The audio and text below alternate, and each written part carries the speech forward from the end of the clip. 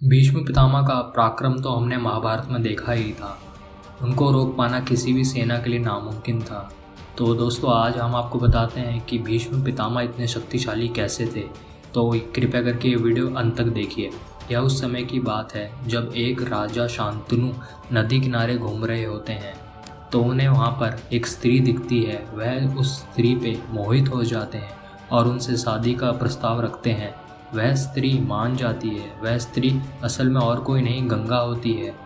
गंगा के 7 पुत्र होते हैं परंतु वह एक एक करके उन सारे पुत्रों को नदी में डाल देती है। परंतु जब वह अपने 8वें पुत्र को नदी में डालने जाती है तो शांतनु रोक देते हैं और उसी समय गंगा अपने पुत्र को लेकर गंगा नदी में समा जाती है। कुछ समय के बाद राजा गंगा किनारे घूम रहे होते हैं। उनको नदी के किनारे एक बालक दिखता है जो अपने बाणों से गंगा के धारों को रोक रहा होता है।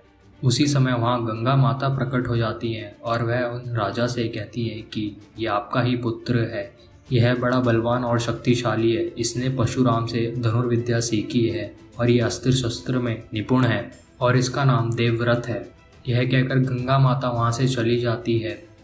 शांतनु देवव्रत को राजकुमार बनाते हैं परंतु देवव्रत आजीवन विवाह ना करने की प्रतिज्ञा ले लेता है। इसके बाद ही देवव्रत का नाम भीष्म पड़ता है और उन्हें अपने पिता से इच्छा मृत्यु का वरदान मिलता है कि जब तक तुम नहीं चाहोगे तुम्हारी मृत्यु नहीं होगी। देवव्रत की आजीवन ना शादी करने की प्रतिज्ञा ही उन्हें भीष्म बना देती है, क्योंकि आज से पहले ऐसी प्रतिज्ञा ना ही किसी ने की थी और ना ही कोई करेगा। इससे पूरा भूमंडल हिल जाता है और वह देवव्रत देखते ही देखते भीष्म बन जाता है और इस शक्ति से ही भीष्म पितामह महाभारत में तबाही मचा देते हैं। उनका पराक्रम किसी के लिए भी रोक पाना असंभव था।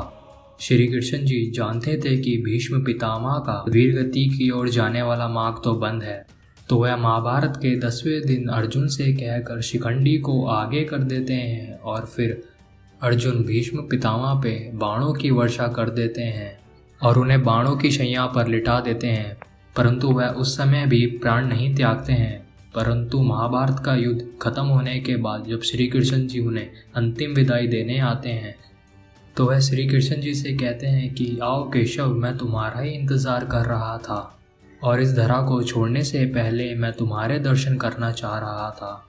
और यह कहने के पश्चात ही भीष्म पितामह अपने प्राण त्याग देते हैं और ऐसे ही द्वापर के सबसे महान योद्धा भीष्म पितामह का अंत होता है।